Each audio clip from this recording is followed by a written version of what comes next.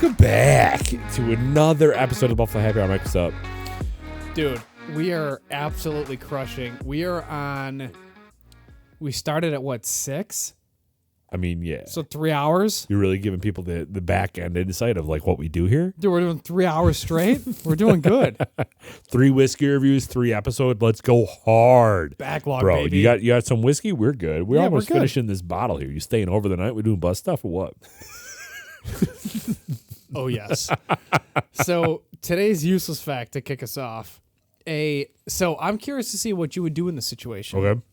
In 2011, an Australian bartender found an ATM glitch that allowed him to withdraw way beyond his account balance.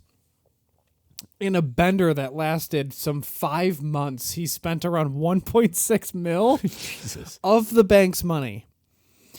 He threw lavish parties, chartered private jets, and paid off his friend's university fees. Later, he felt guilty and turned himself into the police. Oh, that's nice of him to pay off his friend's university fees. Right? For the boys. Yeah. 1.6 mil pulled out of an ATM because he found a glitch. So what happened? Did it just like literally just spitting out 20s? Yeah. And he's just like, oh my God, Yeah. I need a box. Does anyone have a box? Correct. That's what happened? It just kept it just kept providing money because of an ATM glitch. Okay, so how long, if it's spitting out 20s, Well, that's the thing. how long does that take to spit out 1.6 mil of 20s? It was 1.6 over time. So he kept redoing the glitch. Oh, yes, okay, yes, okay, yes. okay. Oh, so he's a criminal. I thought, yeah, he turned himself in, okay, 100%. okay. White collar crime, baby. Okay, gotcha. It was the greatest thing in the Matt world. Bomer? Is this white collar episode or So what? throw him under the bus, bro. Oh, I love him, dude. He bought his suits from an estate sale. Humble and hungry. We talk about people that we would marry. Matt Bomer's one of them. I would love to get food with him. Food? Well, I mean, I'm not trying to come out. I'm not live on air. What type of food would you go to get Matt Bomer with? Dude, honestly, probably like a seasonal like strawberry nut infused like salad with some goat cheese and like a raspberry vinaigrette dressing. And we're sitting there, eating a nice salad. Remember I that don't know if salad I should be like concerned or slightly aroused with because chicken of on that top? response. Okay. Do you remember that salad from? It was a seasonal salad from Applebee's. No. It was a strawberry vinaigrette salad, and it was bomb. It was walnuts with like arugula and romaine. All I It was know like is a I'm spring taking, mix? All I know is I'm taking him to Gardenville to get that buffalo salad, bro. The Pittsburgh salad? Yeah, the Pittsburgh salad. Yeah, the Pittsburgh salad with the french hell fries yeah. in it. That's what I'm taking him for. I don't know if he's going to want that. Dude's got like a 12-pack. We're like bros though at that point. Like, Are you, though? no. That's somewhere I'd go with Wentworth Miller. I wouldn't go there with that's Matt fair. Bomer. That's fair. Yeah, That's fair. I wouldn't go there with Matt So Bomer. you would get a vinaigrette salad with Matt Bomer and a Pittsburgh salad with Wentworth Miller. Wentworth Miller, I'm going to West Seneca. Matt Bomer, I'm going to Elmwood. You know what I'm saying? Like, it's just one of those things. And I'm dressing up. For which one? Matt Bomer, I'm dressing up. Wentworth Miller, White tea? For Wentworth Miller? Like a white tee, like jeans and like kind of like Yeah, like- Grease-esque? GQ vibes for Wentworth Miller. Okay. Matt Bomer's like a Men's Health, like business casual Okay. vibe. Do you think Matt Bomer and Wentworth Miller would ever even like entertain the idea of getting together or no?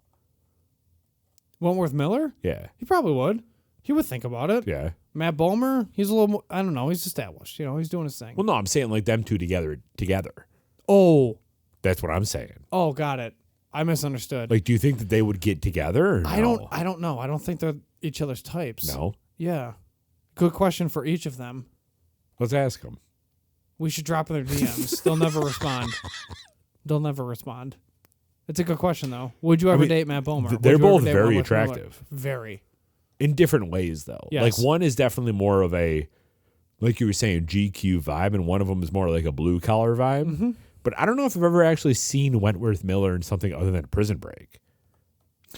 I have, but through Instagram. So, like, real life Okay. Wentworth Miller. What is he like in real life? Kind of a spinoff of Prison Break. Seriously. Like, Really? It's pretty, I mean, same as Matt Bomer Yeah. with White Collar. Like, pretty similar.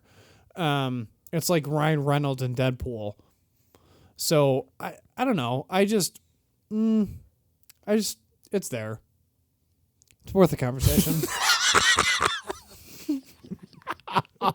Worth the conversation. It's awesome that though that you would get like a vinaigrette salad with Matt Bomer and like a Pittsburgh salad with Wentworth Miller. Yeah. Why both salads though? Like, are we just that Well, self-conscious about our figure? I mean, in front of them, yes. Yeah. But also, I'm not trying to bloat. Hello. But I feel like that they would appreciate that. Now, would you go like a vodka drink, like a vodka soda splash at Cran, or are we talking Yes. beer? No. A beer would be reserved for another, like, somebody else. So you're going out with a girl at this point. Yeah, but I'm the girl. I don't think they would like that though. Like, I think Matt Bomer would like a guy. I don't think so. No? No, he's very established in himself. He's very confident. You know, he owns him. What about Wentworth? I'll change. I'll change. You know, give me the hormones. Are you taking the Bomer last name? Or are you taking the Miller last name? Or are you having them take your last name? Probably a hyphen. Oh, you're going that route. Okay. Yeah. Yeah. I don't know if Kelly Miller would be a good hyphen, though. I feel like that's a law firm more than a hyphen. No. Name partner. Yeah, I think it'd be Miller Kelly, right? He's a more famous one. But, like, Kelly's more strong base. What's your thought on a Harvey Specter? Does he get into that category, or are you not even putting him into the Wentworth Miller? I mean, granted, he plays for another team, but like from your perspective, do you put him in that category? Well, the problem with Suits is that it was recorded so long ago Yeah, that's that fair. it's very difficult now seeing him as he is now. Yeah. Where I'm just like, dude, you're always going to be like 30. Right. Because that's what he was in Suits. Like, clean shaven, chiseled, like, ran all the time. Yeah. You know, like, now he's damn near 50. He's got, like, a beard that's, like, white. Doesn't make any sense. You know, wears glasses. Like, what's happening? What are your thoughts on a possible Suit spinoff? Are you into I that, hate or are it. you not? Yeah, No. me Suits too. is Suits, bro. Yeah. Suits is Suits. Where are you at with Last Kingdom? We haven't watched it since. We just finished Suits. Okay. We literally just finished Suits, and I can't even begin to tell you how upset I was with that last episode. I know. Me too. Like, that made me. Spoiler alert: if you haven't seen Suits last season, skip to 5 minutes down the road. I don't even know. I'll put a timestamp. I guess. I don't know. I guess I'll do more work. But like, Well, no, just skip to this censor thing. it. Just censor it. No, like I'll Because I already know. So just censor because it. people that have seen it and they're agreeing with us, they can listen to our reaction. But like, if you haven't seen it, skip to this time. Okay. Dude, as soon as Harvey got on his knee and he said, "I'm going to marry you tonight," I checked out of the episode. Yeah. I was done. There's no reason, one, for you to propose at your friend's wedding. Right. That's insanely disrespectful. Yes. And two, have all of your friend's family sit there and watch this other person get married. Dude, I was so mad. There's so much. There are so many better ways to do it. The I mean, Harvey, imagine her coming into Harvey's apartment or condo or whatever he had, because we didn't know. You know, it was just like his kitchen and his fireplace, right. and he does it there, or he does it at the office, or at her apartment, or something. Like, dude, the sexual tension between Donna and Harvey, the entire series, all 8 seasons or whatever it was until the last season, the sexual tension that was there, the entire series, warranted its own episode for a marriage or an engagement or something. they rushed it, dude. You rushed the most anticipated thing of the entire nobody gave a shit about Mike and Rachel. Like, they were cute for sure. She didn't show up in the entire last season. Super disrespectful. I don't care if you were pregnant, Meghan Markle. This was your show. For Lewis's or Donna's wedding, you should have been there, you nerd. But like, that whole thing, like Mike and Rachel, that's fine. But Donna and Harvey is what everybody wanted. And you rushed their entire engagement, their entire wedding, their entire move to Seattle in the last episode. One episode for all that information. That was such a travesty, man. They just wrapped it up, dude. So Gina and I were talking about this because we were, honestly, I'm not even kidding. Welcome back, everybody. But not even kidding. We were very upset with the way that it ended. And we started thinking, what series did you watch that you were genuinely happy with the way that it ended? What do you think? Like, because I've heard Game of Thrones ended terribly. there's a lot of series that ended really bad. Obviously, I'm not at Last Kingdom. But like, Last Kingdom ended well. Like It that ended whole well. last season made sense. Ended well. Okay. Ended well. There's the thing that sucks is that every good series you know it's ending, and you're trying to figure. You're gonna hate the ending of Blacklist, but like Is it over? I don't. Well, it doesn't have to be. Okay. But they canceled it. So okay. they ended it. So there's no more there's no more of it. And the way that it ended makes sense. Like everything makes sense. It all checks like whatever. Could there be a season 11? 1,000%. Okay. Just to kind of like, I don't fucking know. Tie Like, some loose ends. closed doors, Yeah. right? Like whatever. But like the way that it ends, it's like, okay, like that door doesn't have to close. That door doesn't have to close. Like it all makes sense. Like we're good. But like The Last Kingdom, the way it ended, you're just like, I like that. Like I'm okay. I'm at peace. Like I'm good. If they make a movie, that's awesome, Yeah. right? But like, I'm good. Other than that, like yeah, GOT ended terribly. Sopranos ended terribly. We were talking because our favorite shows like that we cycle through a lot of. Prison Break didn't end great. Prison Break ended terribly. So like our favorite shows that we cycle through a lot are obviously The Office, Yeah. Parks and Rec, Yeah. and Brooklyn Nine-Nine. Right. Those are three series that like if we want something just in the background while we either scroll on our phones or talk or play games or do something like that's on in the background. The Office is the only one in my opinion that ended correctly because Steve Carell left in season 7. Season 8 started. He's not there anymore. Could they have ended after season 7? No.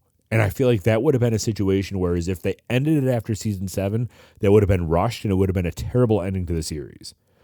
They started season 8 and season 9 and they started wrapping everything up in a bow to where that last episode when Andy says, I wish I was aware that I was in the good old times before I actually left them. Like that whole Dwight's wedding, everything kind of wrapped it up, and it was a perfect ending to the series. You might not like it because Steve Carell wasn't there, and Andy was a polarizing manager and all that stuff, like understandable, but you can't argue with the way that the show ended because they took the appropriate amount of time to wrap up the entire series before closing it off. Parks and Rec, on the other hand, they decided they wanted to open up the last season like a couple years after the series actually ended. Like that whole series should have ended at the Unity concert. Yeah. That was the perfect ending. Leslie was going away. We didn't need to hear about her federal thing. We didn't need to hear about all that. That whole series ending at the Unity concert would have been the perfect bow on top. They didn't do it. Yep. And they decided to carry it on, and it was a terrible season. Yep. Same with Brooklyn Nine-Nine. They wanted to end it after that one, and then they got super political to where they started talking entirely about police brutality, which just wasn't needed. Nope. So there's very, very few shows that actually ended where you're comfortable with the way that it ended. Yeah. And The Office was one of them. I'm excited to get to The Last Kingdom because we will watch that now that Suits is done. But I was just so disappointed with the way that Suits ended because it felt like I just had to sneeze, but I just couldn't get it out. You know? Where are you at in Last Kingdom? We're still only 3 episodes in. We haven't watched anything. So what was the last episode? I can't even remember at this point. Are you going to rewatch the last episode before you watch the next episode? Because there's recaps, but still. We'll probably just watch the recap. So at this point, you understand there's like Bebenberg and there's like the different families and the different cities and things. The way it wraps up, you understand all of it. And then as it wraps up, you're just like, that checks out. Is it done and over with now? Yeah. How many seasons were there? Not that many. Okay. Yeah, not that many. So when it ends, you're just like, I'm at peace. I'm at peace. And I'm good. Yeah. Like, that was a good show. Thank you for that. And you're pissed that it got canceled because you're just like, why the fuck? Like, there are so many people watching the show. And it's underrated. It really is. It really is underrated. So did you watch, you kind of started Manifest, right? But you thought it was too like weird? Yeah. Didn't do anything Didn't with get it. into it? Yeah. No. So like the way that ended was somewhat okay. Stranger Things, I'm interested because I feel like they're at the point where they're dragging it on way too long. And Same with Walking Dead. Walking Dead should have ended like 7 seasons ago, dude. Plus. Yeah. That was brutal. Yeah. Yeah. And then they started to fear The Walking Dead. Did you watch Pearson at all? No. Are you going to? No. No? We're probably going to watch it just because I feel like Harvey does make some cameos. Dude, I straight up stopped The Walking Dead after episode like 7 of the first season. I'm talking Pearson for Pearson Spector. Yeah, no, not okay. doing that either. Okay. Yeah. But you stopped watching Walking Dead when? Like episode 7 of the first season. Because I was like, this, okay, like it's over with. Yeah. And then they continue to drag it on, and now it's like a thing. I'm like, this is so dumb. So I think we talked about this before, but Walking Dead was my whiskey Yeah. kind of like pathway because Steve would come over with some whiskey and we would drink whiskey while watching it. So like I've always had a soft spot for Walking Dead, and I used to watch that like Joel McHale, the Talking Dead after where he recapped the episodes because I was such a nerd. But then like they kept surviving after all this, and I'm like, all right. In a zombie apocalypse like that, I feel like if it lasts too long, then it's unrealistic because it's like, how are you getting out of all these situations unscathed? Yeah, it's like man versus wild. Yeah, right. I mean? Man versus food too. I mean, he stopped for health reasons, Yeah. but yeah. That's crazy. So I mean, it's a great point. I feel like there's so many. Well, the other thing that sucks is like all the back end elements and variables that nobody realizes where the network might just straight up cancel your show, and like, what are you going to do? Yeah. So That's what happened to Designated Survivor. They just canceled it. same with Last Kingdom. They canceled it, but they were able to end it in a way that made sense. That's good. Yeah. So you'll like it. Yeah. You'll like it. I'm excited for you to watch it so we can continue talking about it. Yeah. Because it's not like GOT. Well, I never watched GOT either. No, but I'm saying was- from like a magic and all that nonsense. Yeah, it was more of Outlander crossover. Right. But now Outlander has been taking way too long to get there. And I feel like even that series now is getting to the point where they're just dragging it on for way too long. But I think that from what I've heard is this next series is being filmed entirely in Scotland. Like Scotland, they're going back to Scotland, which I'm getting excited about because I love Scotland. Right. I got an interesting fact for you today because I Shoot. found this and I was like, this is a really interesting thing. It actually probably would have been better suited for our first episode when we started talking about like politics and stuff like that. But I have a really interesting fact that I'm interested to hear your feedback on because I don't understand why the BBC would ever do this. But in 2009, Rage Against the Machine was asked to perform a censored version of Killing in the Name on live BBC radio. And they refused. Once on air, Zach De La Rocha then proceeded to scream the lyrics, "Fuck you, I won't do what you tell me," repeatedly before being cut off. BBC host quickly apologized. Yeah. So I remember that. I remember researching that same fact. in that situation, and you're the BBC, and you're asking a band that wrote a song about government censorship. Anti-establishment. Why would you ask them to censor themselves before performing that song? I thought that was fascinating when I heard that. It's like, what are you even thinking? Like, is that type of media just so oblivious to what is going on to the Yes. fact that they literally suggested that? Yeah. It's crazy. Dude, I love it because it really goes to show how unaware they really are to what's happening. Like, oh, they're top 5 Billboard. Like, oh, they should be on our show. They should perform at the end of our show. But censor what you're saying. Yeah, but like, hey, because you're going to be on TV, you can't do this and this. Let's pitch it. Okay, yeah, that's great. It's Rage Against the Machine. They're huge. Everyone loves them. And the lead singer is just like, oh, who's calling? Like, hey, this is John, whatever his name is, and like, hey, I'm Cindy with the BBC, and we want you to perform, but like obviously because it's going to be on TV, we need you to censor, the actual like F-bomb. What are your thoughts? Like, would you do this to like help grow your brand? And the lead singer sitting there literally understanding their side and just outright saying, you're an idiot. Yeah. So now I'm just going to respond in the best way possible. Same way as the South Park creators and writers getting sued by Yelp. So they respond to the lawsuit funny. as a Yelp review. Same exact thing. Like, how obviously dumb are you? You know, like it's just appalling that happens. And I'm sure it happens all of the time. It's just crazy. Because there's some semblance that they think that they would do that because of the amount of views and attention that would come to their band. They don't need it anyways. They don't care.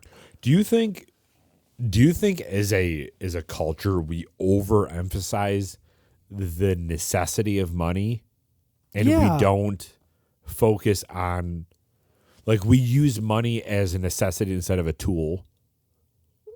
We use money as a necessity instead of a tool. Like we think of money as like, I need it rather than a tool to grow yourself. Like in that situation where the BBC is saying, we'll pay you money, and the Rage Against the Machine is saying, we don't need the physical more money. Like we could use it obviously, but we don't need more money because we don't use money as a necessity. We use it as a tool to continue to grow our band. So if we don't, like you and I. Yeah, literally like our business. You and I would never sell ourselves for money because we're not doing this for money. Right. Whereas I think a lot of people generally treat money as a necessity rather than just like a benefit.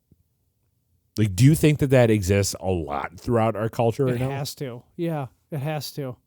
Or do you think it's just greed where people just, they don't treat it as a necessity. They just want more of it. So I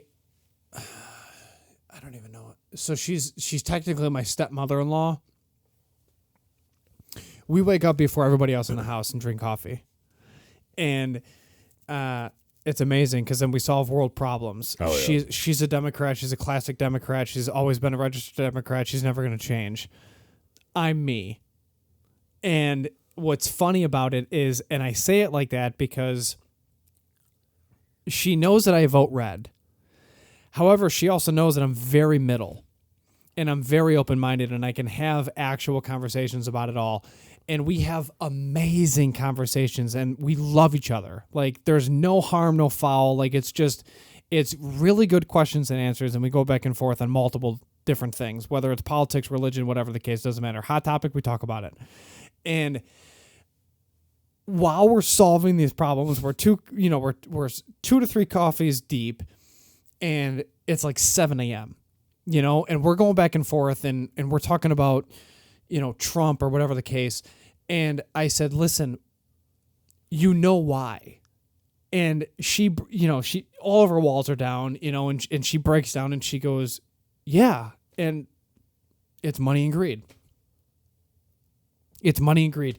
No matter what the problem is, if you boil it down enough, it's always humans experiencing greed and wanting money. Right. No matter what it is. And it's just incredible. It's incredible because if you remove those two things, if you just remove those two things, there is so much peace to be had. Yeah. It's fascinating. So this is super interesting because I don't know how I was going to fit this into our like trifecta of recording today, but I wanted to, and this is the perfect time to plug it because of power and greed and money comes people doing a lot of weird and different things. Did you watch the Quiet on Set documentary yet from Nickelodeon? Oh, yeah.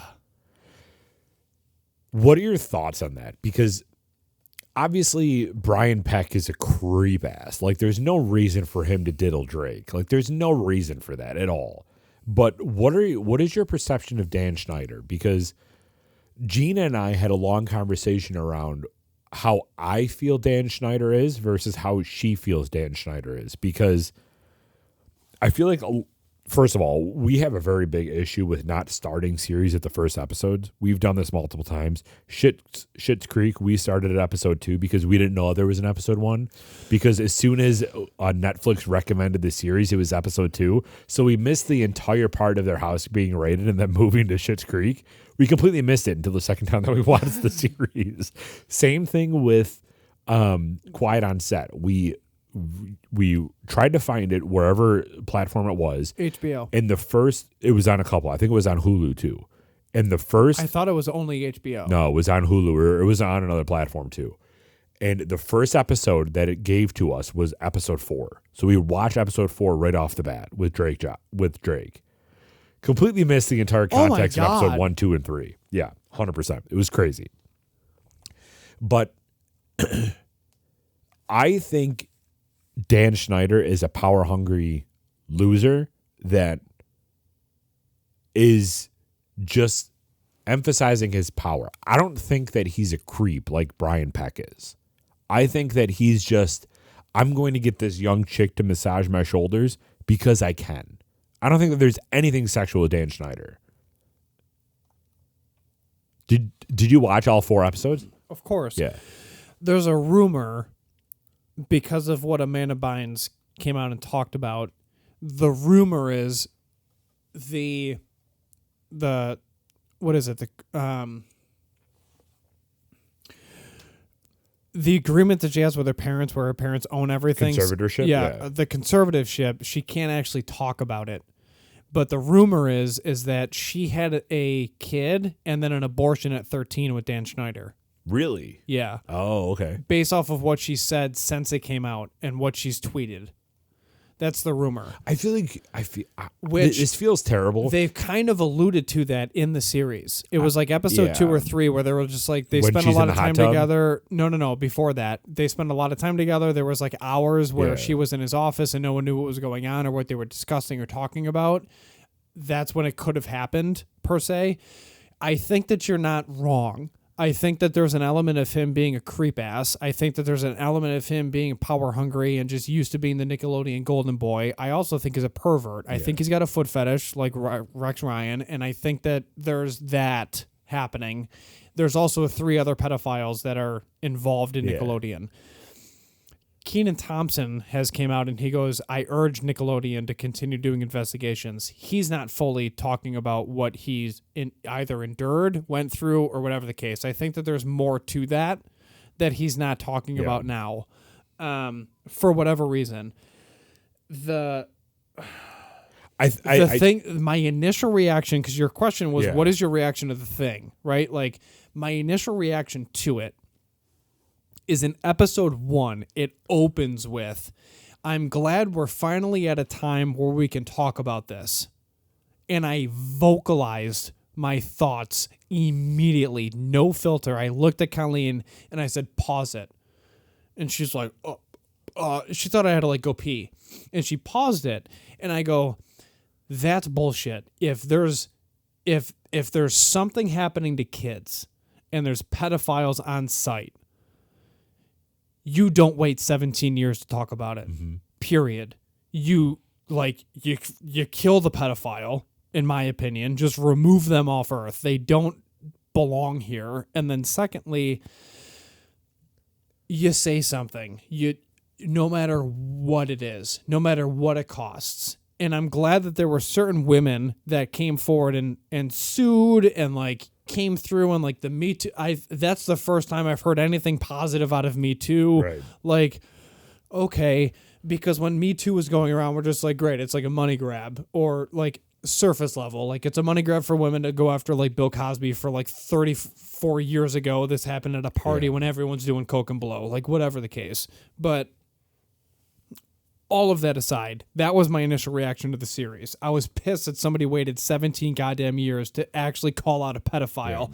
That shouldn't exist in society. Those people should get dropped with the 9mm immediately and just we move on. Like, you don't belong here. And the fact that he got hired by Disney pisses me off to no end to work for Zack and Cody's, like The Sweet Life of Zack and Cody. That dude needs to literally just get sodomized, tortured, batteries hooked up to his nutsack, and just killed. Like, go away.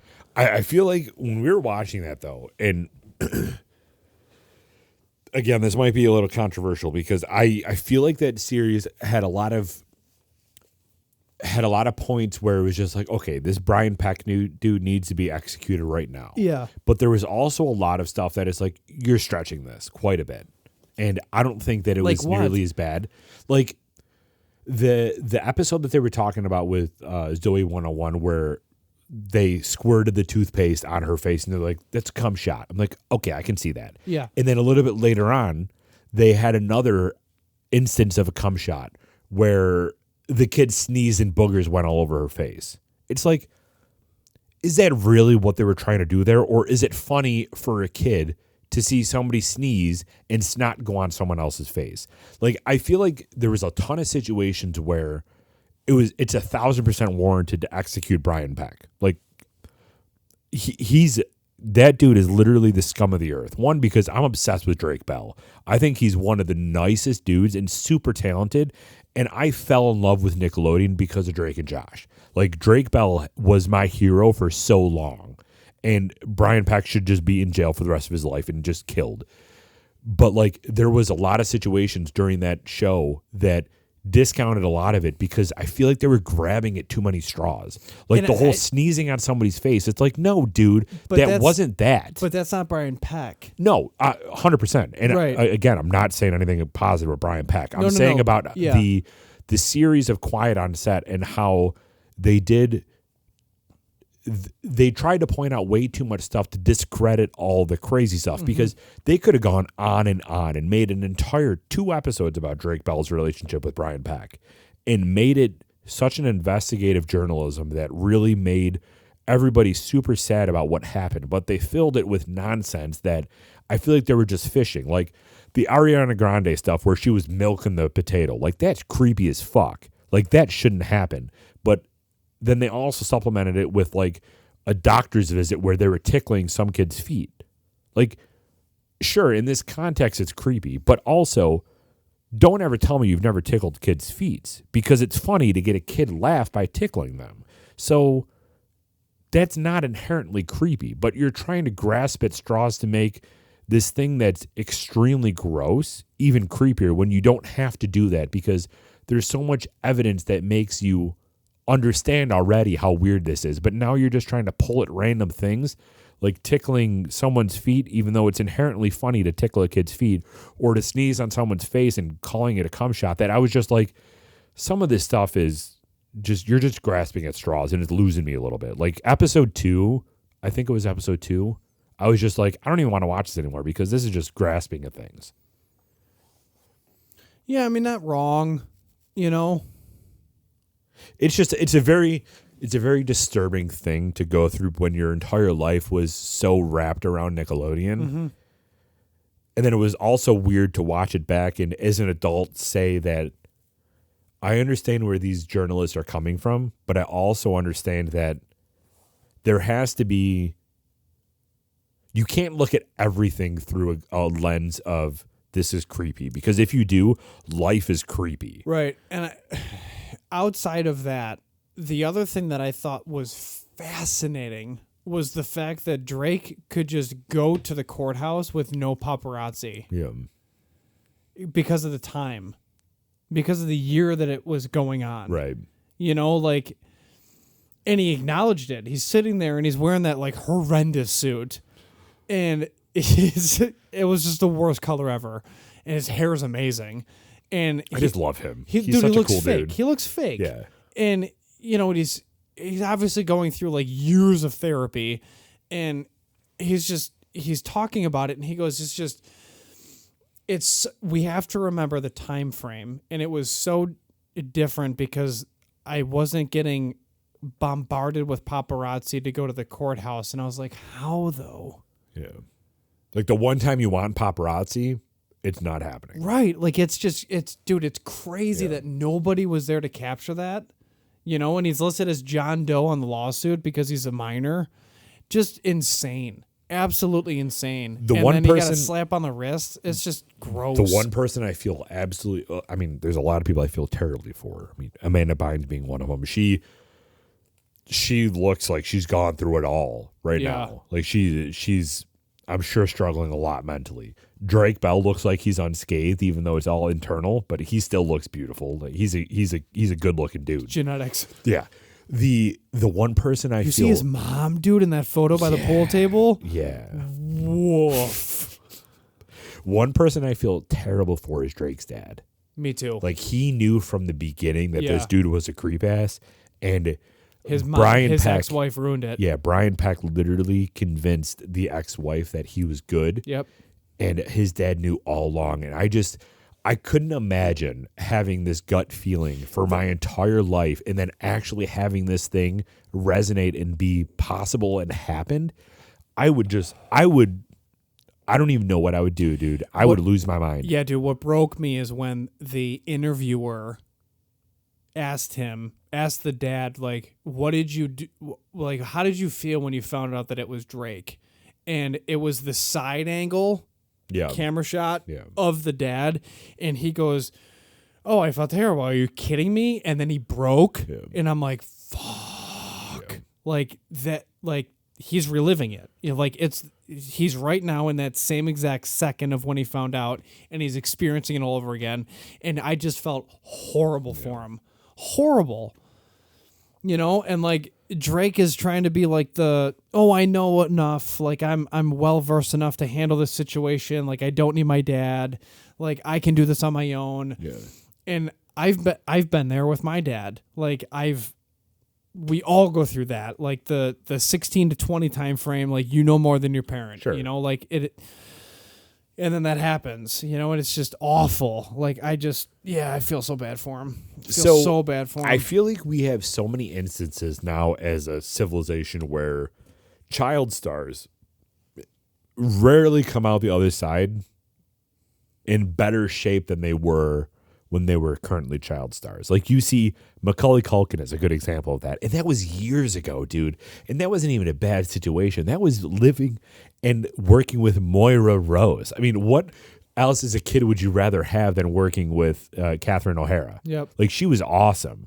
And he still came out the other side completely destroyed because child stars are just, they're not meant for this. No.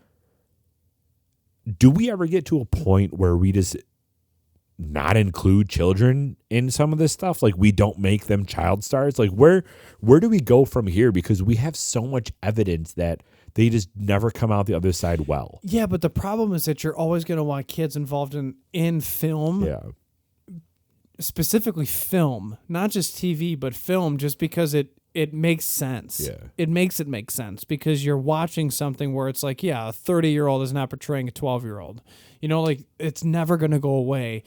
The thing that needs to change is the laws surrounding it, which isn't there.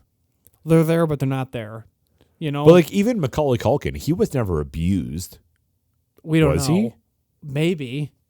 He says he's not. Yeah. He was super close to Michael.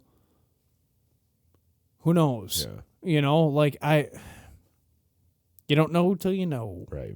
No one knew that it was Drake until the series dropped. People found out. Like, that one bald guy, he's like, no, I have no idea who it is. Like, to this day, I don't know. And they're like, oh, and then Drake shows up and then sits down in his suit and is just like, I'm here to tell my story. And you're like, holy fuck. And that's when he comes out and tells you, and then, like, that's when it all clicks. You're like, that's why you went missing in Florida? Yeah. You know, like, dude. I just feel like it's so crazy that they allow this to happen, and still there's no movement to stop it from happening. Yeah. Like, Hollywood should just be burned to the ground. Is that where we're at right now, where we just start fresh? And you can say the same thing about politicians with the Afghan withdrawal and just the mishandling of the war in general for the last 25 years. It's just as impactful. You have service members committing suicide in the VA parking lot because they can't get treated. For what? We invaded Iraq for what? Because we had this false pretense that we can just kill terrorists because of a blanket verbiage that was passed through Congress? Like, do you think our generation is the one to fix this, or do you think that it's just never going to get fixed and it's going to be an inherent problem because we're humans? I feel like our generation is not the one to fix it per se, but we're the ones that we're a part of the cycle where the hard times are created and we're going to solve it. Like, we're our grandparents. Same thing. Our grandparents fought in World War II. Who was that? In the Korean War. What generation was that nerd from that literally tried to pass legislation that said pedophilia is a sexual orientation? Yeah, that person should get hung in public, and we all go watch it like Town Square. Was that somebody from our generation, or was it from a generation older? Older. Okay. I believe it was older. Because I don't understand how I don't understand how we could even get to the point of getting rid of this when we have people like that exist. Well, correct. Yeah. And again, that's And people that entertain it, though. Like, it wasn't shut Yes. down. no. It's a cancer. It's a cancer in society. In my opinion, Yeah. it's terrible. You can't make that normal. And in any society that it is normal, like, I don't want to be a part of that society. Right. I just can't. Does it all come down to money somehow? Or greed. Yeah. Or power? Greed and power for sure. Yeah. I just feel like these are. And if it's a child star, you might have a money motive, Yeah. but it's definitely greed because it's a selfish act. Yeah. It's terrible. I just don't get it. No, It's so crazy. Yeah. I mean, those people should be dropped in boiling water. Yeah. Would you drink that broth, though? I don't know if I would drink that broth. No. Goodness gracious. I have no idea how long this episode is. If you guys have stuck around for these 3 episodes, first of all, it's 9:30 here. We've been recording for 3.5 hours. I don't even know how we still have stuff to talk about, but we're doing round 4 after that. No, I'm just kidding. We'll stop here. Honestly, this was fun. I like recording whiskey reviews before and then recording episodes after, where we get kind of lubed up. And then we can just talk about literally everything, Dude, including you can't pedophilia. say lubed after what we just talked Yeah, we about. can. Dude, Brian Peck is so happy I just brought that reference back. Goodbye. I've been using that way too much, though, with Gino. Like, we'll be talking about random shit, and I'm like, yo, Brian Peck's super happy with me about this. It's disgusting. But thank you all for joining, especially today. This wasn't the most cheery topic, but, like, this is stuff that this is the whole premise of our podcast, is we wanted to be able to sit down and talk as if we're friends and bring you guys along with us, because we're not friends in real life. We just do this as an act for you guys. But appreciate you all joining today's episode. Make sure you subscribe. Leave a comment down below of what you would like us to talk about. We've covered a lot of topics today in these 3.5 hours, and we really appreciate you guys spending some time with us today and hanging around and hopefully drinking with us too if you can. And if you have been drinking with us, we always recommend to drink responsibly, be a good person. And Michael, Do not litter. we're out.